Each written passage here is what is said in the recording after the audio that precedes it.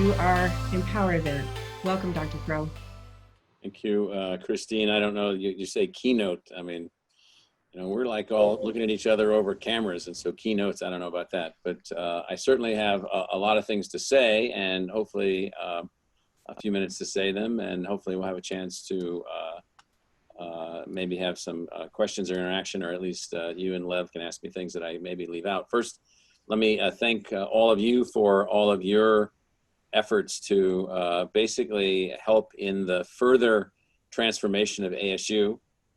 From my perspective, we are already a highly differentiated institution. We have created in the last 2 months a third modality for teaching and learning. So in the past, we have gone from a traditional archaic 15th century university to a modern university in our what we call full immersion on-campus technology enhanced learning.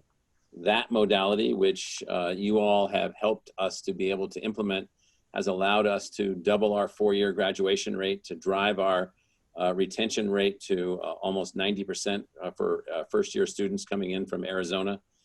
You have allowed us to expand by more than a factor of 3 the number of graduates, while also simultaneously increasing our research activity by more than a factor of 5.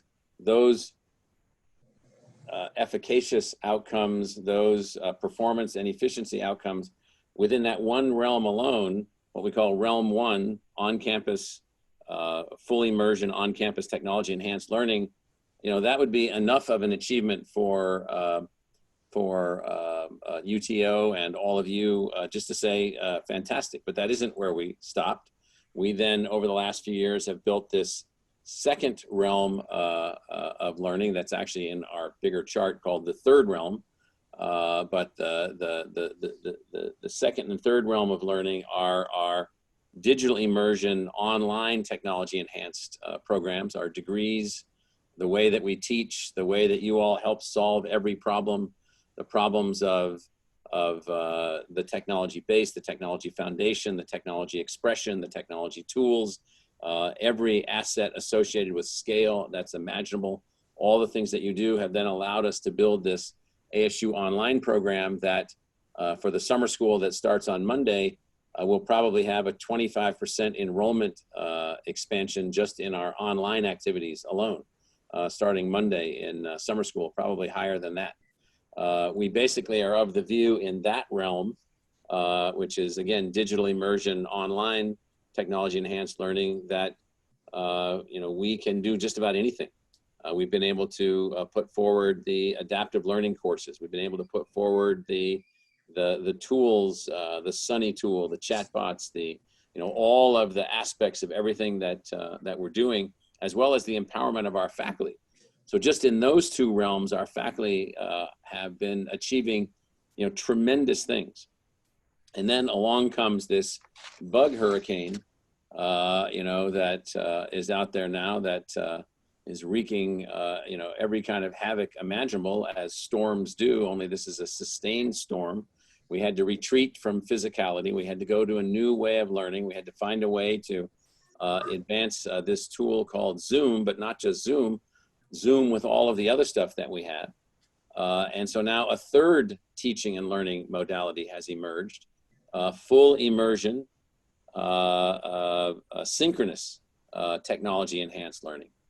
That then has given us in the last few weeks a realization of something that we didn't have before, and that was that there's a way to break down even further the barrier of access to the institution. So going forward, and some of you are aware of this, and Lev is certainly aware of it, we've decided to make the 3 modalities a part of our everyday existence, which means now finding a way in which we can operate in full immersion on campus, full immersion synchronous, and digital immersion online all the time. And we think that that will then greatly enhance our ability to reach students, to reach learners throughout their life, empower access to the university, build agility for the university, build adaptability for the university. So for instance, in the fall semester, which starts in just tomorrow, basically, August 20th, what we're looking at now, not knowing exactly where we are or where we're headed, is opening for full immersion on campus, but in a highly differentiated way to deal with COVID, while also opening for synchronous. And so we can imagine synchronous now operating in different ways. There may be some faculty who can't come to campus, but come in via Zoom, even though the students are physically here. It may be that we have to have some classes being offered in synchronous mode and on campus mode all at the same time to take the 4,000 ASU students who want to be here, who can't be here, and who normally wouldn't be able to then even engage with us. So we're looking at that. And so in addition, for the fall semester, it is certain that we will have to have an unbelievably robust, technologically empowered series of health assets to allow us to manage and monitor our environment here at the university for maintaining, not maximum health as in no virus, but maximum management of how we're going to manage our way through this virus by keeping our communities as healthy as we can and responding to the virus when we encounter it, because it's not going away. And so all of these things are dependent upon all of you. What you all have, which is a critical part of our culture, is that you have created a culture in which innovation and innovativeness and adaptation are an ongoing element of our culture. It's an ongoing element of who we are and what we are and how we're operating. And you all drive that and move that forward. I mean, I don't think we've ever said anything that we didn't get the response. We'll figure it out. We'll make it work. We'll solve it. We'll make it happen. And that's a powerful thing. Now, at the end of the day, we have one purpose, and that's the success of our students and the success of our community. That's why we're here. The success of our students has been accelerating dramatically. The success of our community, as a function of the success of the university, has also been accelerating. We're economically more robust in this community. We're economically more adaptable in this community than we were. We're attracting new businesses, new kinds of businesses. We're helping other businesses that are here to adapt. And it is the central capability of the university as a technological enterprise that allows us to do this. We are, as we speak, talking to millions of people. We are engaged with hundreds of thousands of learners. We have users of our learning assets and our teaching assets from 180 countries. We have, or more, it depends on what you count as a country, basically everywhere. And so all of that indicates that we have successfully emerged as what we call a national service university. So we are of national service. You can't do any of this. You can't do anything that we're talking about or achieve any of these things except through having an unbelievably powerful, adaptive, creative, innovative, technological center. And so you all are that.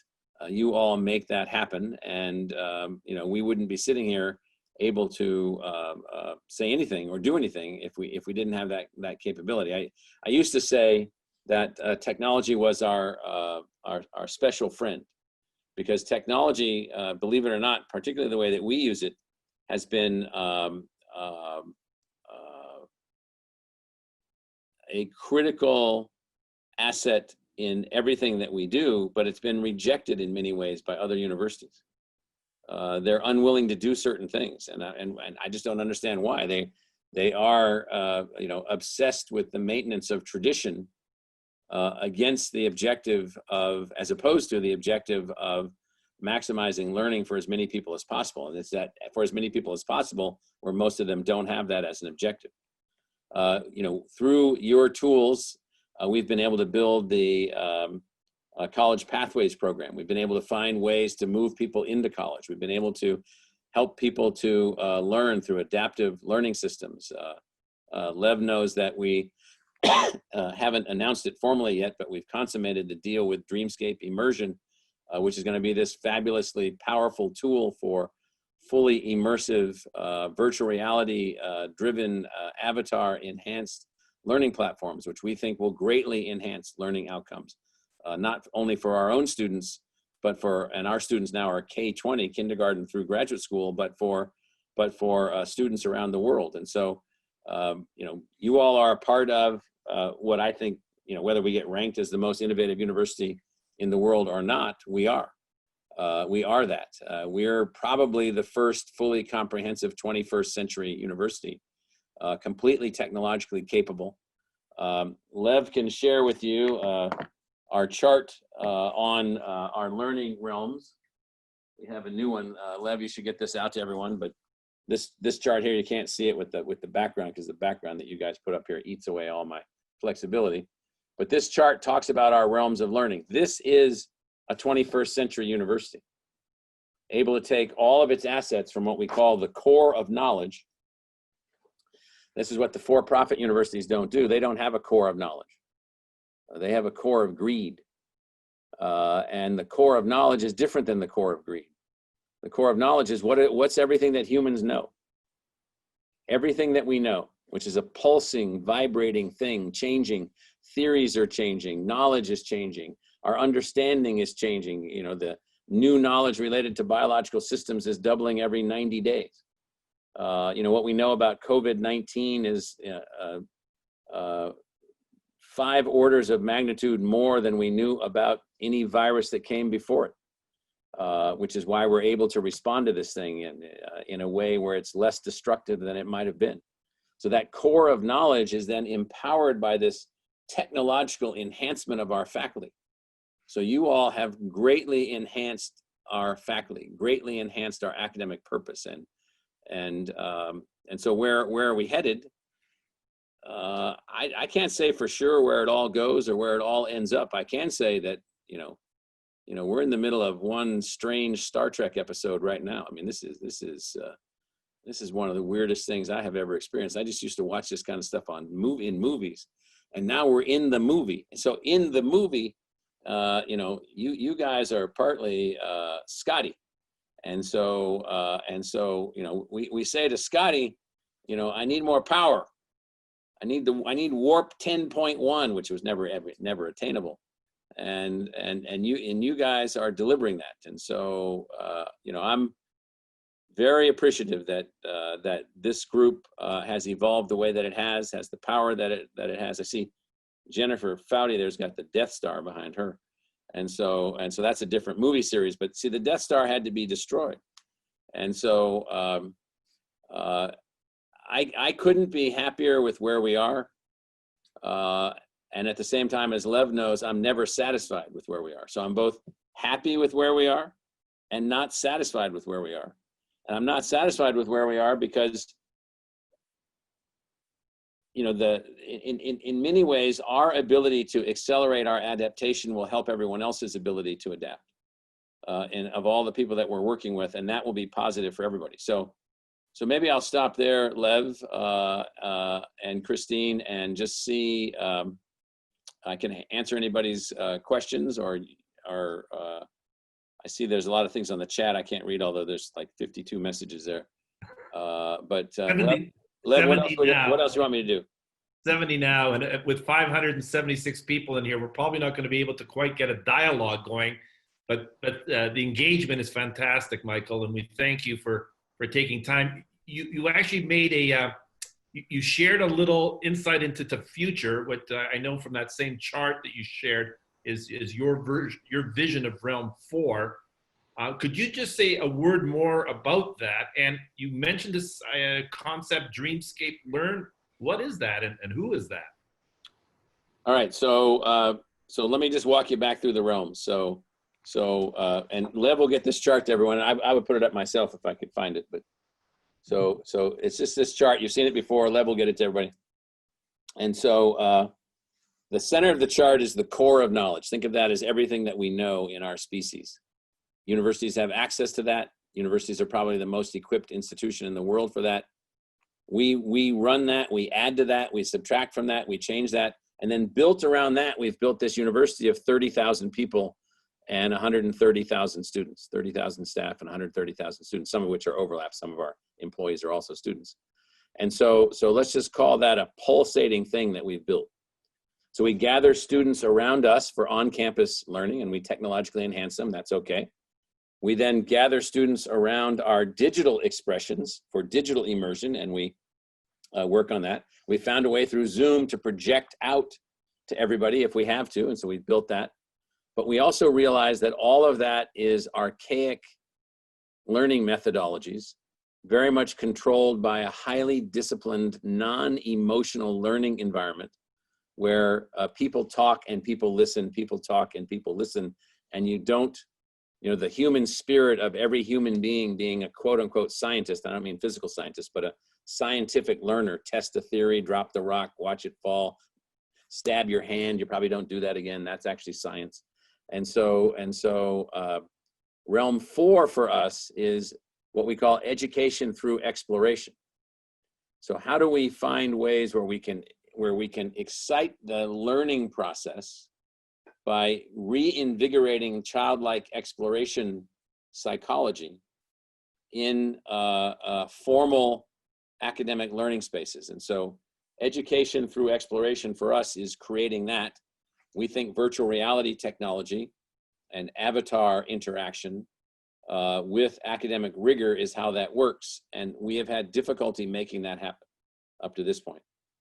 Along the way, long story short, we meet a Hollywood storytelling master group, people of the likes of Steven Spielberg, a guy named Walter Parks who did Minority Report and War Games and Men in Black, and others, who are then matched with a technological capability coming out of a company called Disney and another company called DreamWorks, matched with another technology group coming out of Switzerland called Ardenim. And you bring all of those together, and they created a company called DreamWorks Immersion. DreamWorks Immersion has launched, I think it's, 4 commercial sites.